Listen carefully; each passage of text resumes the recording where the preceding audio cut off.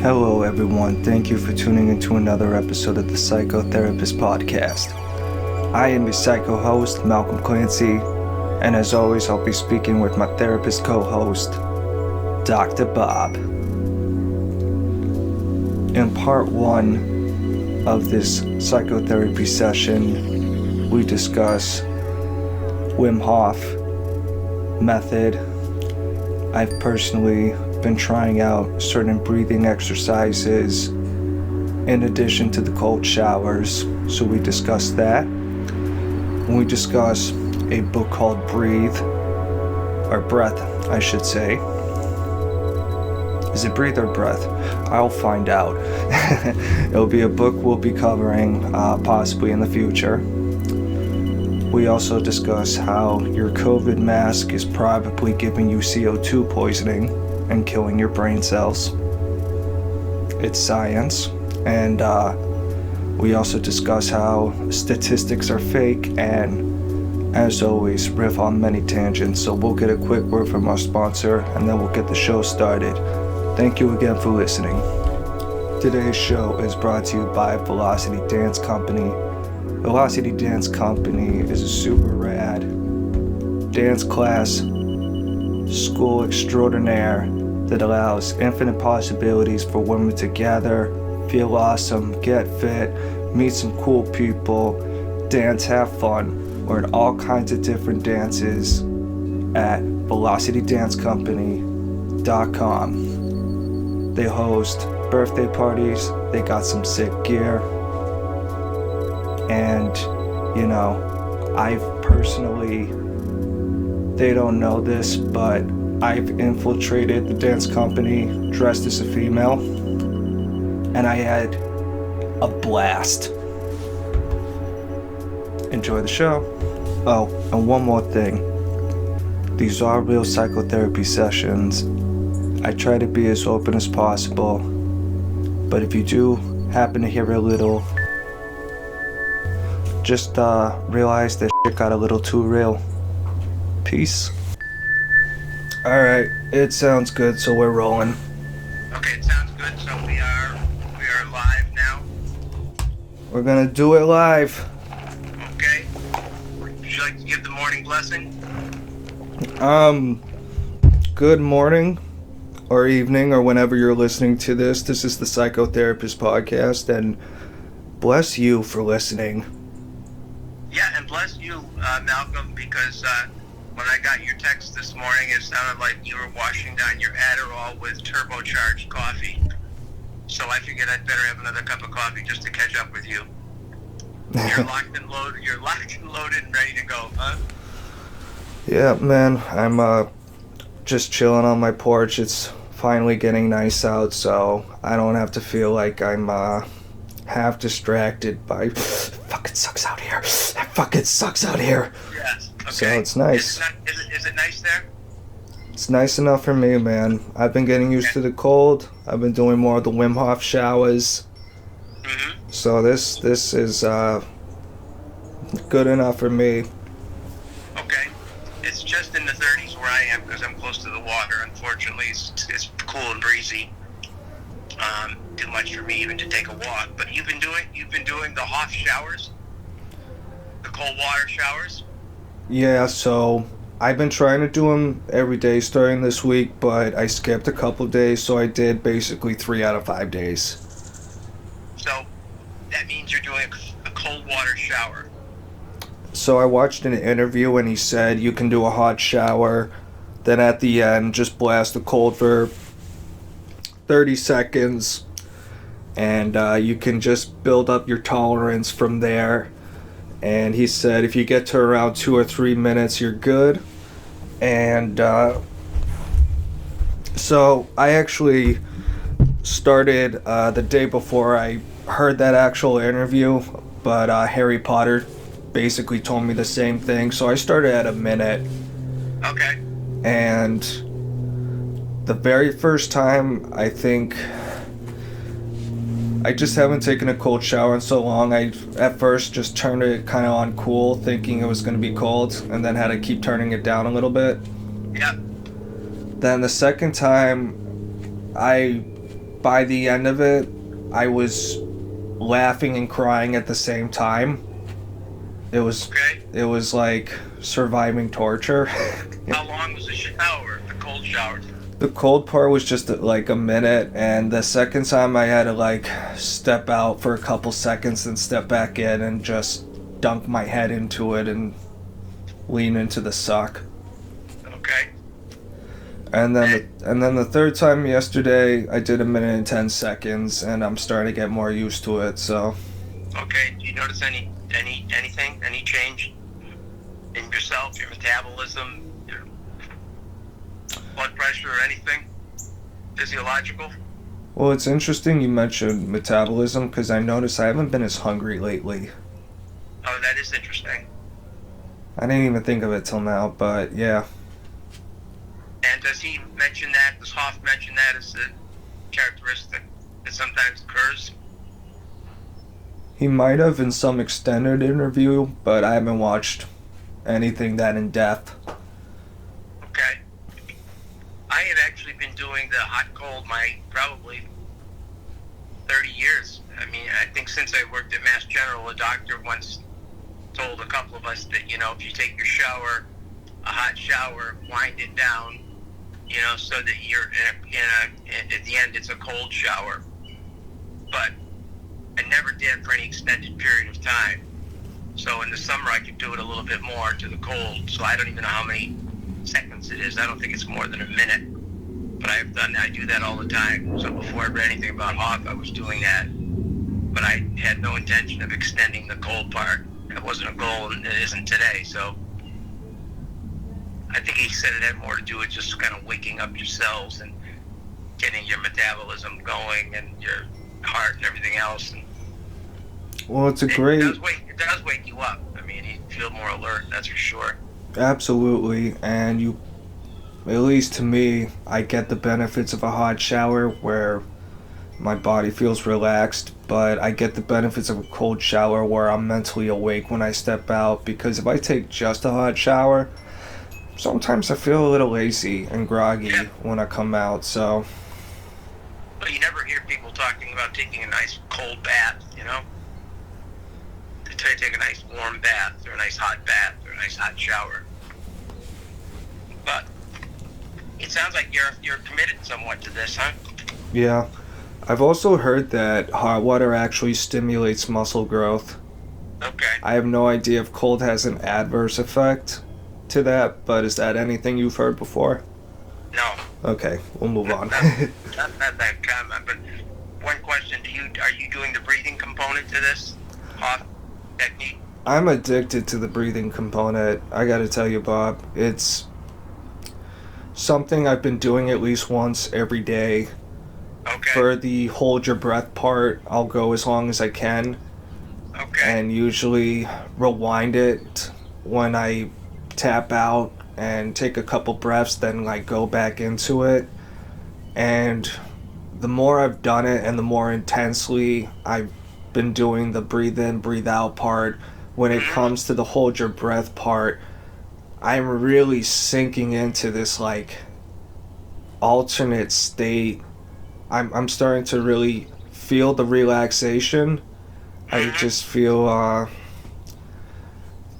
it's a mental battle where if I can focus on how good the rest of the body feels and the peace of it, and just focus on the sort of sound, things coming through the headphones, it's really nice.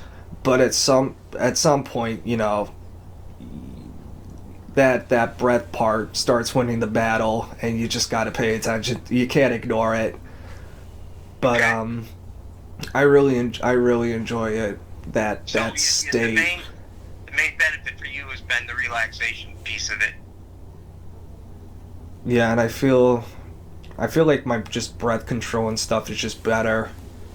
Okay. Because it's just kind of giving my lungs like a little workout. Yeah, excellent. Excellent. I need to get back on board with that. Basically because I'm still dealing with this COVID long haul, and it does affect the breathing. But I've got that book Breath, which I didn't start to read like a cover-to-cover book. I just sort of go through it and look at different excerpts and different people and different things, techniques and things like that. You should probably get that. It would be a nice companion to the Hoff stuff. Yeah. Because he really does talk about various types of breathing and some of the experiments that he was involved in and some of the kind of breathing that people do in different places. Like the Hoff method was adapted from, I can't think of it now. Tomo? Yeah, Tumo, yeah. Tumo. Yeah, you're familiar with that? I jotted it down, but I haven't Googled it yet. Okay. Did I mention it to you? Yes, you mentioned it when you said it's part of what influenced Hoff. Right, it did, yeah. So all of these things seem to have origins that start way back before these people started delving into them. And I think if you get the book Breath, you will see that there's a lot of that. People will talk about a technique and then refer back to, 100 years ago and talk about somebody in Egypt doing this technique or something like that. But I'm glad you're into it. It's good. Yeah, so I have two questions for you right now. Yeah. Number one, remember how we went through phases of like looking at a book? Yeah. Do you think Breath would be a good one to do just like next, soon, whenever? It would be a great one to do, although I don't have the time commitment now to do a lot of it, so if we kind of did it, gave ourselves a few weeks, I could go through it a little bit more. Okay, I mean, you have like read it before. Do you remember it well? No, I've got it. I'm working on it now. Oh, okay. It's one of three books I'm using. My reading is really more reference right now, so that I have 3 books that I'm going in and out of for references, and that's one of them. So I've been basically jumping around in it, looking at the things that seem interesting to me. Word. So, I think within a few weeks I would be able to discuss it. Yeah, there's no rush for any of this, just a thought, but I had a second sort of tangential question. Do you know anything about COVID masks and cutting off oxygen, like lowering your oxygen blood levels? You mean COVID masks, wearing them cut down your oxygen levels? Well, the reason I ask is that to me it was like okay, that's interesting kind of video, but not like, oh, I'm convinced and this is super compelling. But Crowder did a video where Fauci says, oh yeah, you can totally work out wearing a mask, wearing 2 masks, you can work out and it's fine. It's great. It's probably better for you. And I'm not a physiological expert by any means, but I saw on the screen some whatever federal excerpt, saying that 95 between 100% blood oxygen or whatever is normal. Anything below that, you should see a doctor, and they were monitoring it while they were working out, first without a mask and then with a mask, and you could see the dips. There are things about that experiment I question, but it's kind of besides the point. I was just wondering, do you think masks slowly are suffocating people? Like, if you have to wear it all day, do you think you're killing a few brain cells? Oh, I do. I think there's starting to be some studies on in terms of carbon dioxide, where the masks causes people to have too much carbon dioxide in their system. So they're inhaling carbon dioxide at some point if you've got too much of this masking over your normal breathing area. I think that's why they're so controversial. But you got to just talk to the athletes, who are trying to wear masks and ask them what it's like. It's very hard. I've never even tried working out with the masks because I just saw people like running with it, and I'm like, you're fucking nuts. Yeah, I would never run with it. Oh my god, I feel like I'd be like breathing it into my mouth and it'd be like fucking gagging me, within a minute. Yeah, the book Breath does talk about mouth breathing and the inherent dangers of that. Also, if all that sweat's dripping into the mask, like, is that great to be just hovering over your mouth the whole time? I don't know. I don't think so. Yeah. No, I have mixed feelings about the mask all the way around, basically. Same. I'm starting to get to the point where I'm so just annoyed with it. I just like any business that I go to on a routine basis. I just want to go up to whoever and be like, "Do you guys really care about masks here?" Right. Yeah, exactly. I'm just, are you sick of it? I'm kind of like, I haven't really had many of those conversations lately, but it's just something I am just getting so goddamn annoyed with that I just wanna tear it off and scream freedom and die. Exactly. I want to die free, Bob. It's fine. Yeah, I've accepted my fate. It's becoming a question, Do you want to give up freedom for this, or do you want to, take a chance and die to have your freedom? I mean, it's really turned into, quite this controversial issue. People questioning Fauci and the people, experts in the field, questioning each other. It really makes you wonder. Yeah, it's really a fucked up situation because, on one hand, you have people who are just so convinced of their own superiority on a moral and intellectual level that they just scream, follow the science, do everything the Democrats say, or you're killing everyone, blah, blah, blah, blah, blah. And, there's just no, to anyone who thinks lockdowns are a great thing, I was and still am totally willing to entertain the possibility that there could be, at least an effective offshoot of lockdowns where there's a right way to do it. Maybe, I don't know, but if you just Google death per capita per state statistics, the top four of the top five, New York, New Jersey, Rhode Island, Massachusetts, were some of the most hardcore lockdown states in the union. So yeah, also the highest rates of suicide too. Yeah, but I'll be honest, there's just oh geez, I didn't know that, but yeah, I mean, believe it. But I mean, the thing is, it's so, I'm at a point where it's I think statistics, they're a tool, it's the best we got, it's data, but there's just so many questions I have. For example, do different states have different ways of counting COVID deaths, and does that factor in? You know what I mean? No, absolutely. There's just a lot of people think statistics are just things that are written in stone. Not always, No, not at all. Yeah. Not at all. And if anyone's taking a good statistics course, they'll learn that. And you learn, statistics, that are done by certain companies, usually have an outcome or a purpose that they're looking for. So they're done in a certain way or skewed in a certain way to give you the results that the people they want, the people who are doing the research want to see. Yeah. I think of this modern scientist as kind of like the voodoo shaman in the sense that they just hold up the sacred mask totem figurine and say, you all worship this now, and everyone just believes them without question. Yeah, I mean, not everyone, but you know who I'm talking about. Oh yeah, and you just listen to the people just talking about the science. How much did you hear that last year or the year before? Non-stop. It's unbelievable. My whole thing. Before that, you never heard people talking about the science. Yeah, because my whole thing is just with a lot of scientific. My whole thing is the key word of the novel coronavirus was the novel part. It's just part of why I was, scared into being on board with 2 weeks to slow the spread. And might still, if I had to do it over and was in charge, might do something similar because just not knowing what the fuck it is scary. But after that, it just got nonstop fucking abusive. It's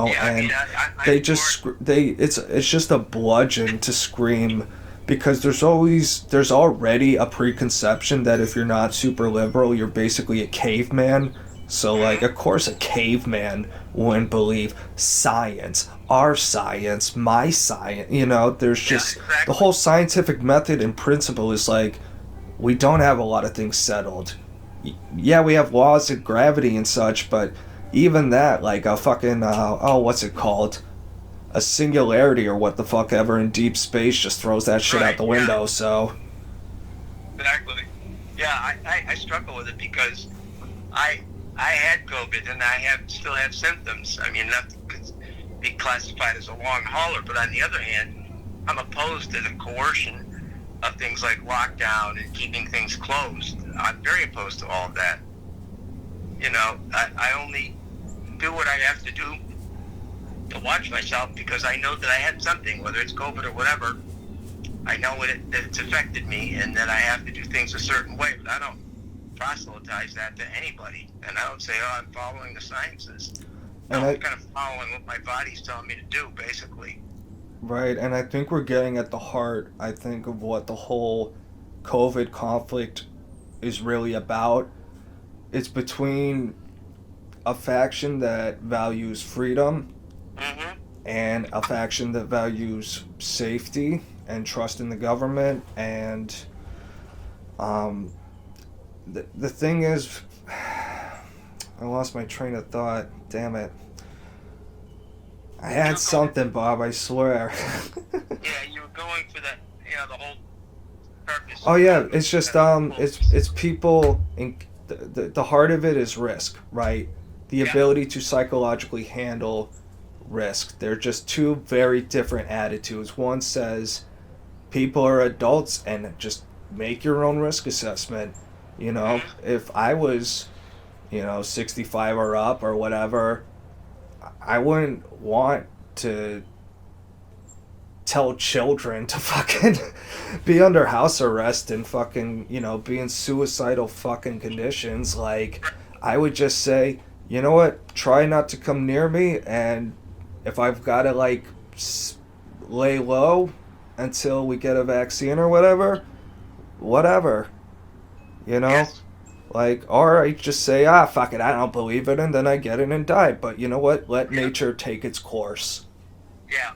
Yeah. That's what the left can never wrap their head around. It's just like, let human nature just it's not everyone is obsessed with your values, Right. And it's a black and white. It's become a black and white issue, and it's really not a black and white issue at all. No. There's one big gray area. But once it became politicized, it became a black and white issue. Amen. I find interesting, but that's enough of COVID. You had a heavy agenda. You had a lot of items, a lot of things that you wanted to discuss this morning.